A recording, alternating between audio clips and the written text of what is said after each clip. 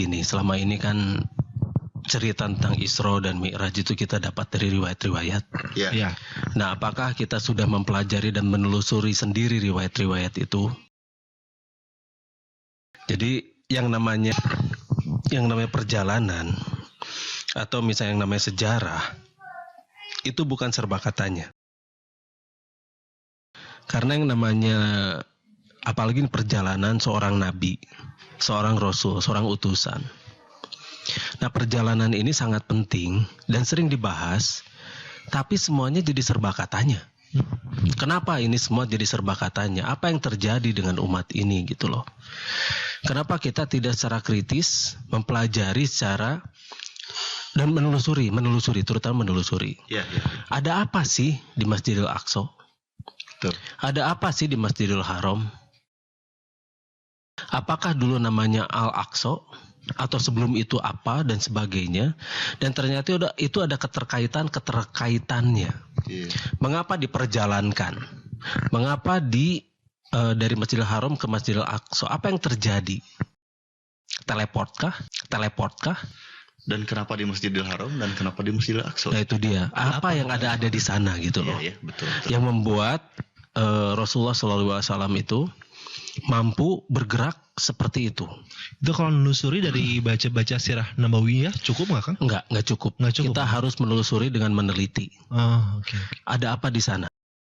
Isra Mi'raj tadi tolong telusuri lagi. Oke. Karena bagaimanapun juga itu teleport. Itu teleport yang sebenarnya itu adalah perpindahan teleport. tempat jarak jauh gitu. Iya. Dan itu melalui wormhole. Itu ada teknisnya, ada penjelasannya. Oke. Dan bagaimana itu bukan pembendaran molekuler, itu wormhole. Apa itu buruk? Buruk itu portal, itu barka, portal. Akar katanya dari barka, buruk. Kalau misalnya itu ada binatang terbang dan sebagainya, itu untuk penjelasan kaum jahiliyah. Kita makan sekarang udah mikir. Iya. Zamannya udah berbeda. Penjelasannya tidak sama seperti dulu. Jadi ini adalah bagaimana pergerakan secara cepat. Jadi itu perjalanan men-shortcut antar ruang dan waktu. Dan itu sudah dipelajari. Jadi mereka sudah mengenal yang namanya lubang cacing atau wormhole atau black hole dan sebagainya, itu sudah dikenal. Nah, zaman dulu kan belum dikenal. Jadi katakanlah itu adalah suatu binatang cara yang membawa, menjelaskan gitu ya. Sesuai bahasa kaum itu, Kang ya? Iya, kita harus dengan bahasa kaum. Dan itu sebetulnya ini ada cerita lagi ketika si portal untuk lompatan ke atasnya ke Sidratul Muntaha itu sekarang sudah diambil oleh Israel. Di Al-Qaza atau Al-Aqsa itu. Jadi di bawah itu sudah diambil. Oke. Dan itu sudah dan ternyata banyak juga korban di sana karena itu mengeluarkan energi yang sangat besar. Nah, jadi banyak juga yang meninggal waktu itu tuh. Itu ceritanya panjang. Itu zaman sekarang ya, ceritanya zaman 2013 kemarin lah, itu sudah udah digali, diambil, dan kemudian ini banyak sekali korbannya.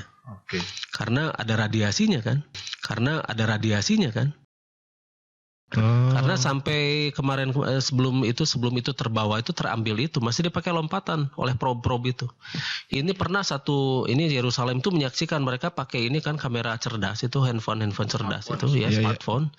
Dan mereka foto itu di video, kejadian itu di video dari beberapa sudut, dan karena banyak yang videonya itu bukan seorang gitu loh.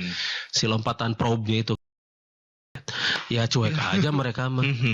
Iya, sengaja gitu kan biar kelihatan nih gitu kan, biar orang-orang pada mikir. Oh iya. Okay. Tapi akhirnya tetap aja itu disangka mistis. Karena kita memang dijahiliyahkan.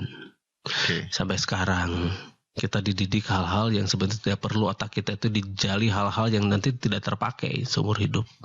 Jadi dari sana kita harus pelajari apa yang terjadi ketika terjadi perjalanan itu. Mengapa bisa melakukan teleport seperti itu? Sedangkan di dalam kitab kita itu dibahas juga tentang yang namanya wormhole, itu di Azariyat, tentang wasama izatil hubuk, dan langit yang memiliki jalan-jalan. Nah, jalan seperti apa yang dilalui oleh sang nabi dari sana ke sini? Tapi ada juga yang meyakini itu bukan fisik, atau ada yang meyakini juga wah itu mah fisiknya juga.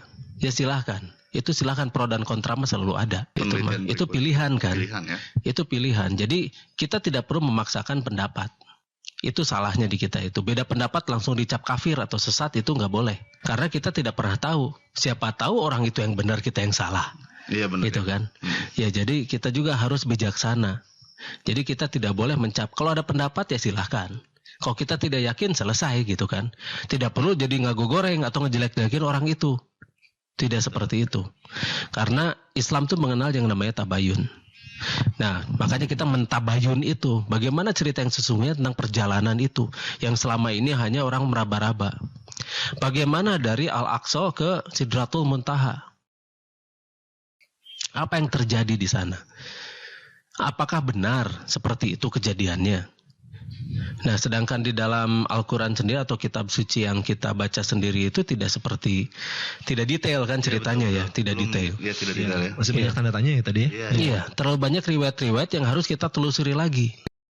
Kalau misalnya ini kita berani, kalau kita nurut pada perintah Sang Maha Pencipta, kita akan menelusuri. Kita tidak akan ragu-ragu untuk mengeluarkan biaya besar untuk menelusuri semua hal itu.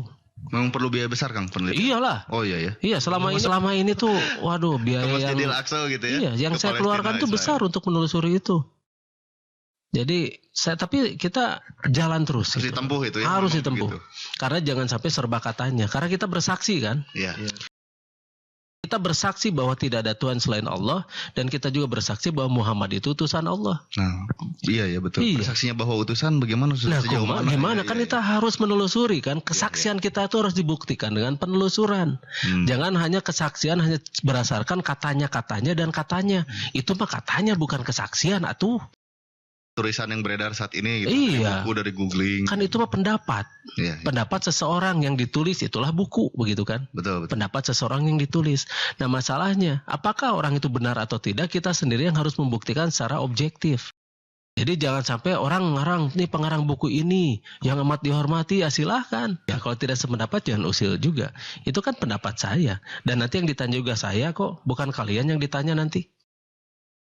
Jadi jangan sampai usil itu pembenarannya amar ma'ruf nahi munkar. Karena amar ma'ruf nahi munkar itu dengan contoh, bukan dengan gangguin orang gitu loh. Jadi kita jalan dan kita akan memberikan contoh-contoh yang baik tanpa kita mendikte orang lain. Tanpa kita menceramahi orang lain. Saya tidak ceramah, kita diskusi. Ini pengalaman saya. Silakan pengalaman Anda.